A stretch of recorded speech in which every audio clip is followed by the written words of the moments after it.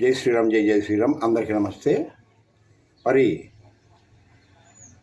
ఖాళీగా ఉన్న రోజుల్లో ఏదో ఒక రోజున ఒకసారి పిల్ల పాపలతో, భార్యతో, కుటుంబ సభ్యులతో ఏదో ఒక దేవాలయానికి వెళ్ళండి. ఏ గుడికైనా వెళ్ళొచ్చు, తప్పులేదు. గుడికి వెళ్ళామంటే ఓకే పండ్లు, ఫలములు, ఓకే పూలు ఇవన్నీ తీసుకురావాలని చెప్పి కొబ్బరికాయ లేకపోయినా పర్లేదండి.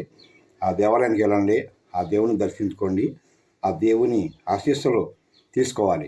భగవంతుడు ఇవన్నీ చూడండి. మీరు వచ్చారా గుడికి, రాలేదా, వచ్చారా రాలేదని చూస్తాడు. మీకు తోచినంత తీసుకెళ్ళండి, తప్పులేదు. కానీ వారంలో ఏదో ఒక రోజున కాసేపు దైవ దర్శనం చేసుకుంటే మనకి చాలా మంచిది. హిందువుగా మనం పుట్టడమే గొప్ప అదృష్టం. హిందువుగా జీవించు, హిందువుగా పుట్టావు, హిందువునని గర్వించు, హిందువుగానే జీవించు, హిందువుగానే మరణించు. అందరూ బాగుండాలి. మీ అందరికీ కూడా శ్రీరామ రక్ష, ఏడుకొండల స్వామి వెంకటేశ్వర స్వామి రక్ష. ఓకే ఫ్రెండ్స్, అందరూ బాగుండాలి, మీరు బాగుండాలి, నేను ఉండాలి. ఓకే ఫ్రెండ్స్, అందరికీ నమస్తే. జై శ్రీరామ్, జై జై శ్రీరామ్.